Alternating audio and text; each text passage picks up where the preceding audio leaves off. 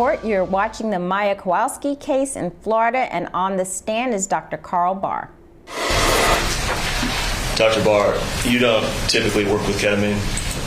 No, I do not. And you don't claim to be an expert in ketamine? I am not. And you would defer to the anesthesiologist or pain management physicians that provided that drug?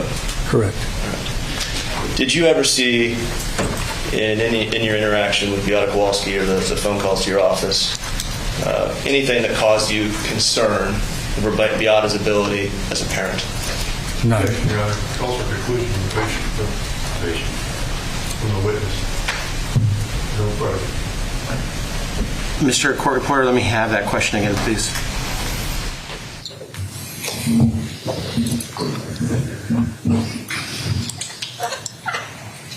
So did you ever see in any of your interaction with Beata Kowalski or the phone calls to your office anything that caused you concern over Beata Kowalski's ability as a parent?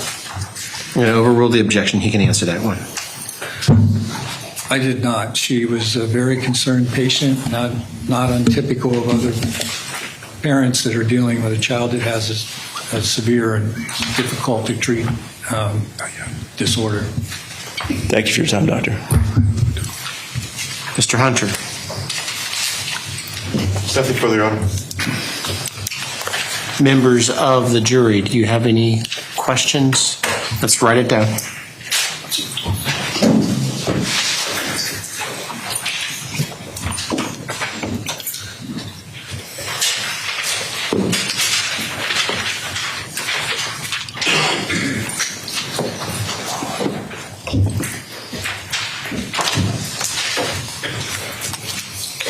The attorneys could approach. Okay, Doctor, there's a number of questions that the juries have. I'll tell the jury I'm not going to be able to ask all of them, but most of them. Doctor, you said ketamine has withdrawal symptoms. Please clarify. Well, ketamine, when we talk about anesthetic agents and anesthesia-type agents, many of them have withdrawal symptoms because they activate receptors within the brain. And so ketamine has action at NMDA receptors on neurons, which blocks overstimulation, right? So it prevents pain from being perceived. It also has some mild effects on mu receptors, which are opioid receptors. But if you have extensive use of ketamine, you can have withdrawal. It's not unusual with even single-use ketamine that they can have this twilight effect after a procedure, right? So that's one of the common things we see, but it's not a persistent problem. It lasts for a couple hours and goes away at the most. If you have extensive use of ketamine, then you can have other types of withdrawal symptoms, more characteristic nausea, shaking, increased heart rate, those types of things. But it's not typically seen with ketamine use. Okay. Next question. Does ketamine have FDA listed withdrawal effects that will always occur or only possible withdrawal effects? When we look at the types of adverse events or withdrawal effects that you have from medication, they're listed based upon occurrence. So there has to be a certain percentage of people that experience those withdrawal symptoms for them to be listed. And so it does have some known withdrawal symptoms, but any medication has potential for having some type of adverse event. Can a person getting a ketamine treatment have no withdrawal effects? Yes. The next question, what treatments did you prescribe for your pediatric patients with CRPS? The hallmark of treatment for CRPS is pain control and therapy primarily physical occupational therapy. And keep them moving. Because of the pain, they tend not to want to move. That exacerbates other symptoms. And you want to try to reestablish normal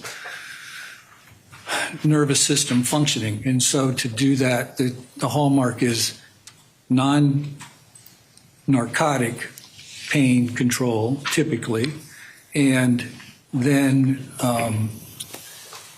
the physical and occupational therapy. But there's other therapies that have been suggested, and ketamine is one of the treatments that can be used for CRPS. Were the treatments you prescribed for the pediatric patients successful? Unfortunately, they were not for the majority of people. The people, for one reason or another, this with conservative therapy, the physical therapy and pain control, you hope that the patient improves. So we don't have a therapy that we can give to somebody and say, all right, we're listening to Dr. Carl Barr on the stand there. Those are actually questions from the jury. This is a trial where the jury's allowed to ask questions. They give it to the judge, then the judge reads the questions. And I'll start with you, Miguel. We were talking on the break about the demeanor of the physician on the stand. I think his demeanor actually is a bit better when he's answering these questions. What's your opinion about that? I agree. His demeanor on the cross examination didn't exude any confidence. He sort of squirmed around. He just didn't seem sure in what he was saying, especially when he was asked like 5 different times, had he reviewed the medical records of different hospitals, and he was just saying no, and he just looked a little dejected. So definitely didn't look good. But answering questions from the jury, he feels a little bit more comfortable. He feels like he's teaching, and I think that's the vibe we get. So that's actually good. But overall, I don't think this witness is that good for the plaintiffs for some of these reasons, right? The confidence, the fact that, they asked him questions about the medical records. He didn't review them. It's not that great of a witness right now. Right, I agree. Catherine, let me ask you about this particular question. The ketamine.